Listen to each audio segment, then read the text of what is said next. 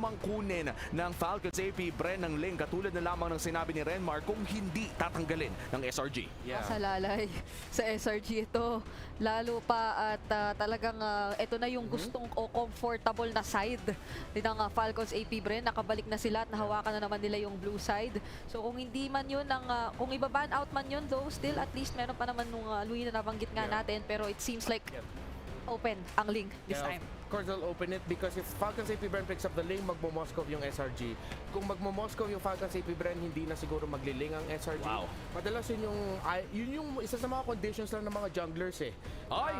Okay, sabi ng Falcons AP Bren, Ling, so My turn. SRG, the Moskov available para sa kanila. One of the heroes na papahirapan talaga. Ay! Yung Ling. Uy! Sila naman nag-Julian! Isa na namang my turn. Oo, nag-my turn yung dalawang team. Dalawang nag-all chat ng my turn. Parang di mo aasahan to pero Valentina rin pala, open pa din for few if gugustuhin nila since yung Julian may chance na hawakan din siya ni Sekis. Hindi pa naman natin nakikitang nag-flex pero knowing Stormy, di ba? Ang lawak-lawak ng hero pool niya, may chance naman. Baka ito na ang pang 12. Hindi na kasya sa dalawang kamay ang pagbilang ng hero pool ni Stormy. Respect! Respect! Lama Stormy, respect talaga. This is another Barat's pick para sa kamay ng Falcons AP Bren. And hindi pa tayo actually medyo sure naman na XP lane ito.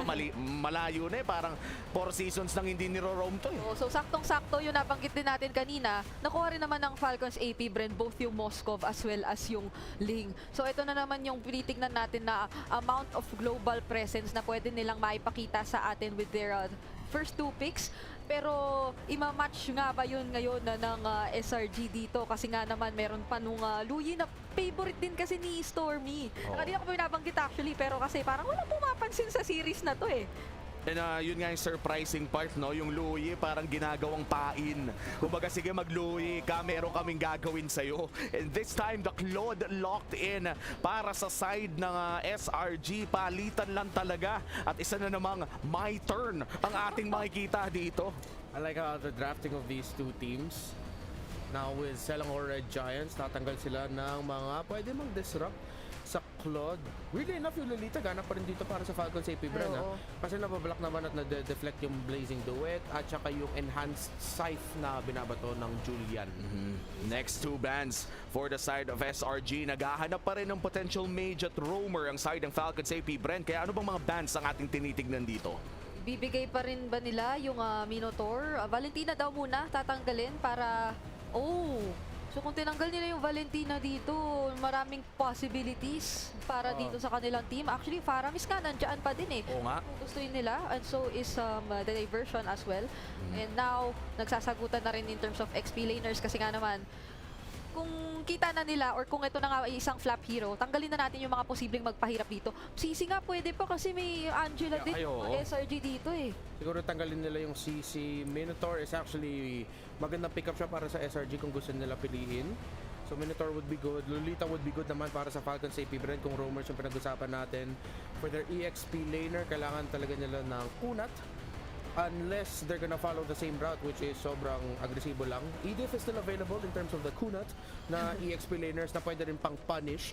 So you have good sources of magic damage. Yung problema lang, magkukunan ka ng physical kung Edith yung pipiliin mo na EXP laner para sa SRG. Wow. Another Tigreal band na nagmumula sa SRG. Ayaw talaga nilang ng Tigreal. And I'm not sure kung specific ba ito against Ogwen o ayaw lang talaga nila eh.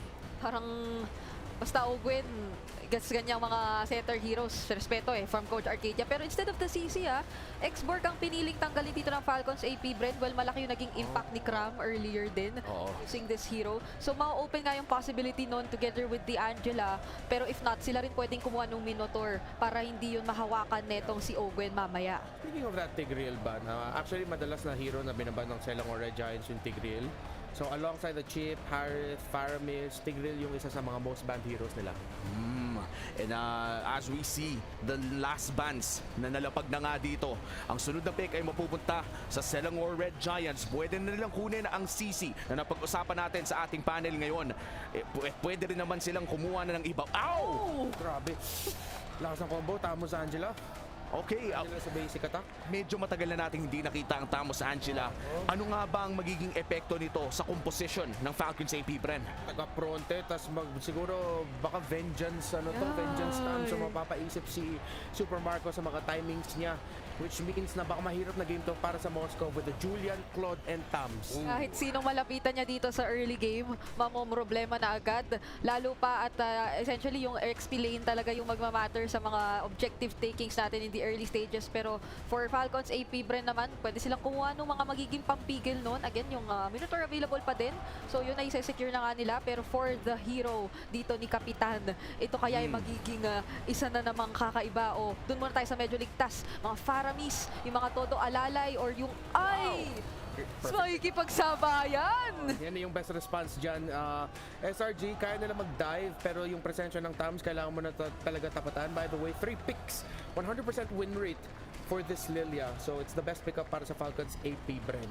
And with this Lilia pick, hinihintay na lamang natin ang pinakahuling pick ng SRG. Naghahanap pa rin sila ng kanilang potential roamer. Considering na most likely, katulad na lamang ng stats na nilatag mo kanina, ay mage or mid lane. Angela ang ating matutunghayan.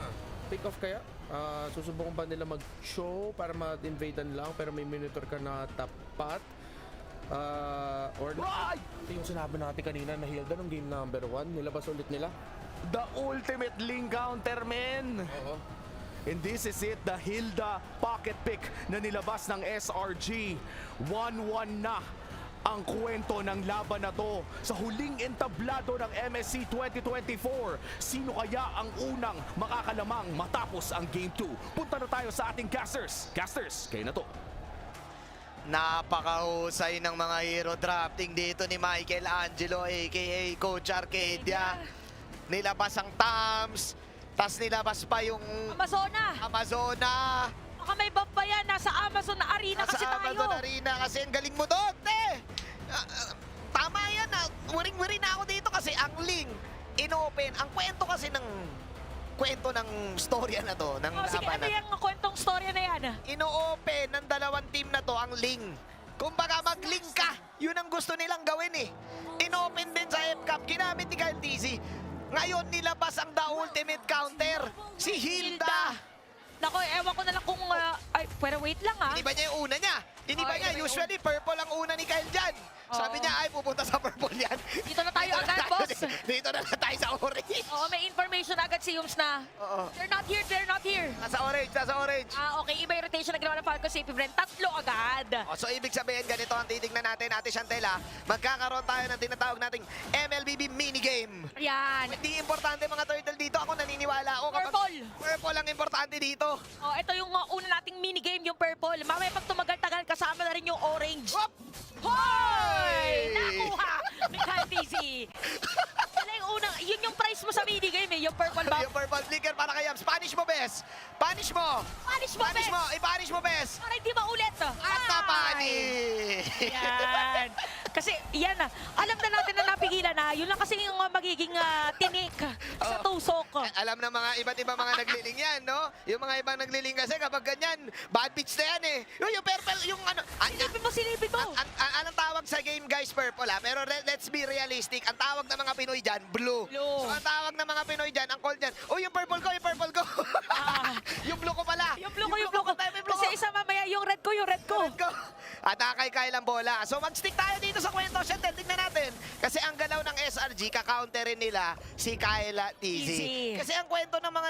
puro kwento ako. Anyways, ang gusto ko lang sabihin dito, Kwentong Pinoy. ang kwentong Pinoy, ang nangyayaring pattern dito, it's all about the assassin. Yan. Bumalik na eh. So yung mga pasan sa mga rank games, Nandyan na yan eh. nandyan na. Kung masaya na sila. Tapos na ang panahon na nag-pre-train ako. Gusto ko ng link naman. Oh, hindi na ako mag-aabang basta-basta. Ito pagalingan na naman ng mga jungle. Pagdating doon sa pagre-retry, dumating na tayo sa point na hindi na matagal yung yung retryhan na mangyayari. Wala na. Galawan na talaga to. 1-0 up. Pero kung ako si Yams, ititake ko yun eh. Parang good win pa rin kasi napilitan na buy time kasi yun eh. Ang problema, walang ult si Yams dito. Pero actually, di naman kailangan masyado ng ult. Oo. Pero tignan natin. May ult din si Kram ha. At kita natin ngayon, Scrum na nga ay ginamit na ang kanyang Contract Inferno para magsunod ng mga players dito para sa AP Bren. Habang si Yums, dumediretso na rin. Ginamit na yung Heart Guard para mas mapabilis pa yung pagsusunod na ginagawa nila at babalik doon si Ilalaban. KTC. Yam! Sabi dito ng Flap KTC, napakaganda dito. Swerte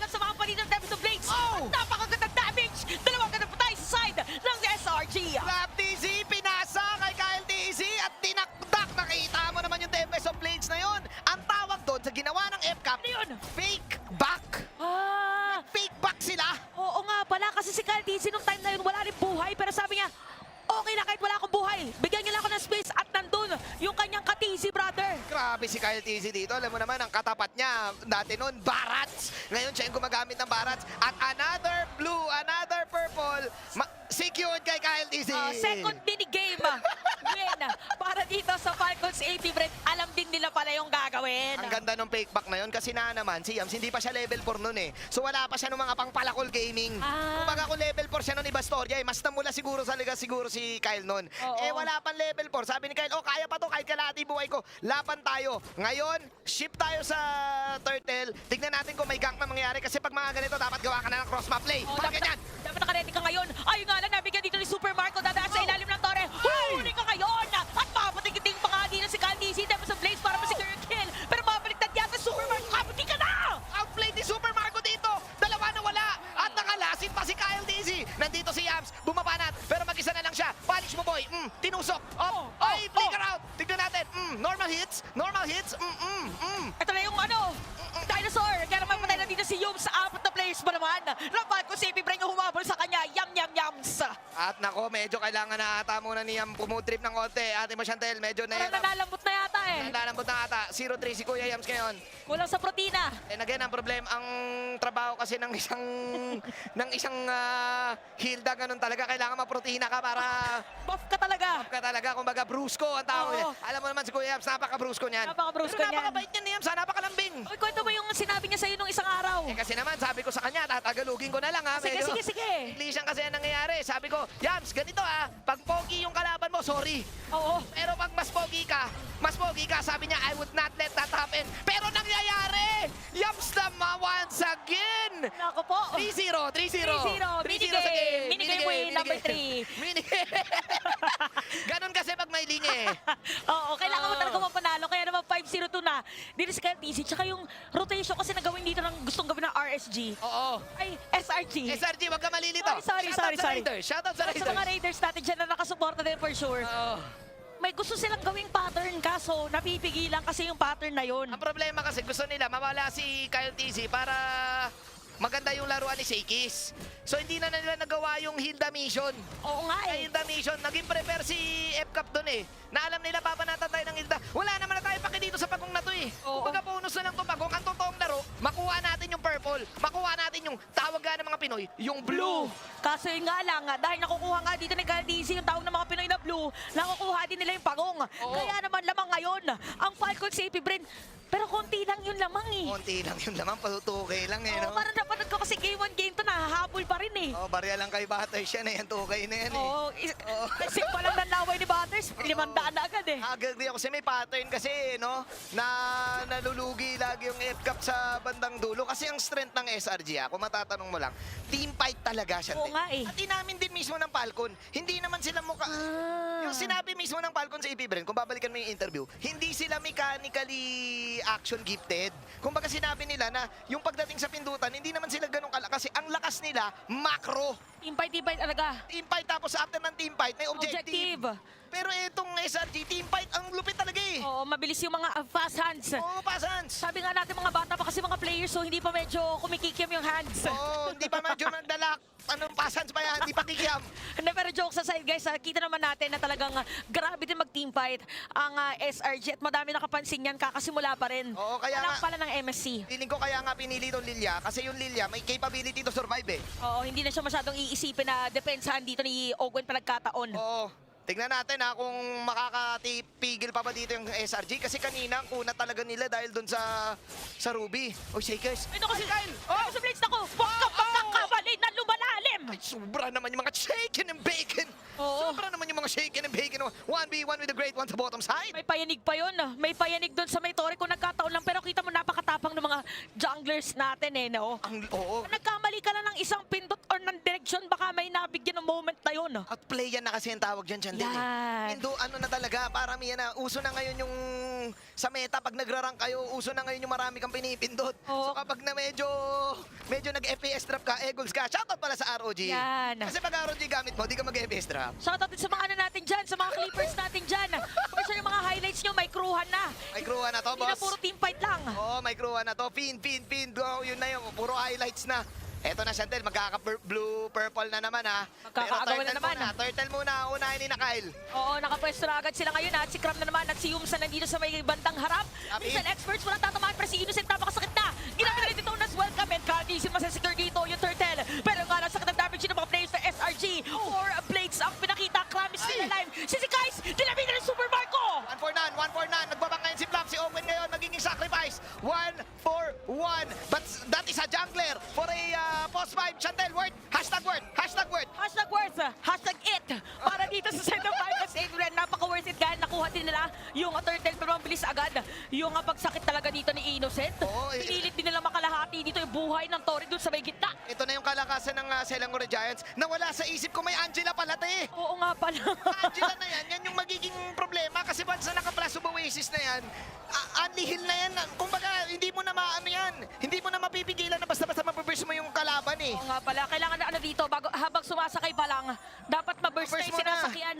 Oo. Para wala ding movement speed na maibibitaw. Nakaka-yams ka yan. Napiling ko nakaka-Stormy ang bola. Kailangan perfect ka. Yung kanyang heart guard. Perfect execution si Stormy kasi isipin nyo mabuti mga kabayan, mga kabarong, 3K lang ang kalamangan ng Falcons AP Brand dito. Nangyari na to kanina. Nararamdaman ng SRG na kaya naman nila late game. Kasi kung suntukan ng laban, ako masasabi ko, Ayun na eh. Royal Rumble, lamang lagi SRG. Oh, kasi sa mga team fights, yung mas matatagal talaga. Oo. Mas talagang tumatagal. Saglit lang, inom lang ako. Medyo Oo, sige. nakakainitan tignan eh. Take your time at medyo mainit din talaga ang laban natin. Pati yung lugar natin dito. Oo. Ay, shoutout nga pala sa mga kasama din natin sa venue. Jump pack na naman. Jampak na naman. Amazon Arena. Grabe yung mga Pinoy dito. Maraming salamat. Pasensya na po kung hindi kami kagad makakapagpa-picture kasi kailangan agad namin pumesto dito. But then again, SRG holding on to a specific team fight skirmish na gusto na naman nila mapanalo. Again, makumukunat sila.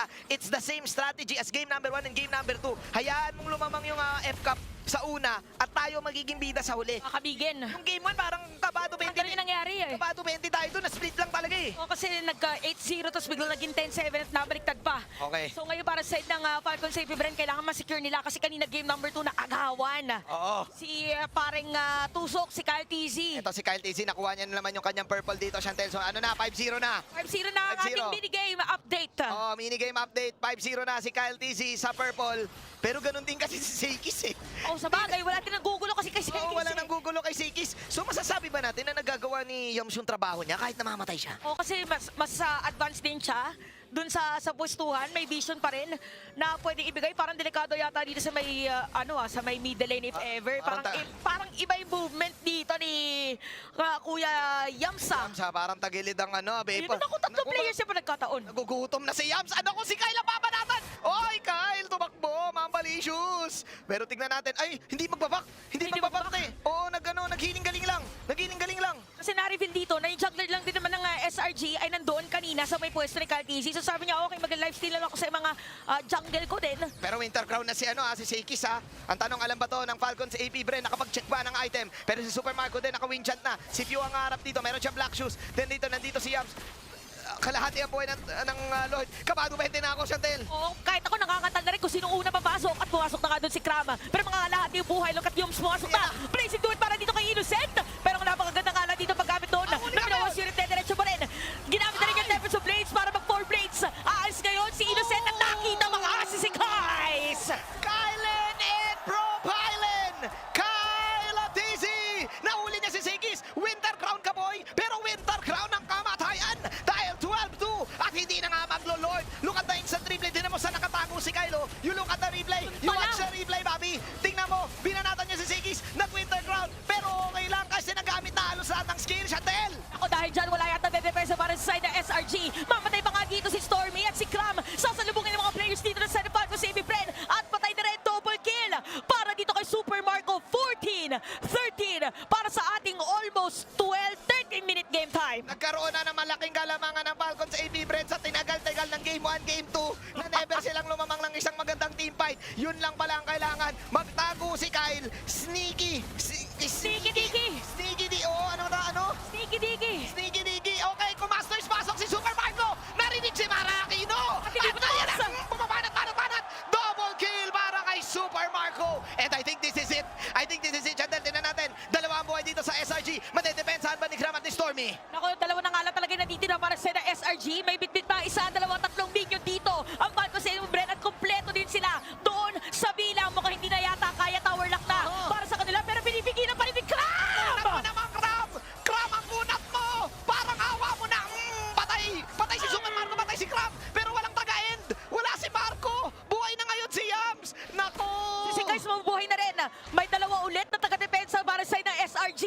Parang magbabak yata Manjin yung mga players ng Falcons AB Bren. Another game. Nagback na Shantel! Binigay na yung Lord! Cram! Ang kunat mo naman! Utang na loob naman, Cram! Grabe naman yung Shantel! Cram and Stormy! Si Stormy kasi may heal eh! Grabe yun eh. Grabe ka naman, boss! Grabe ka, boss.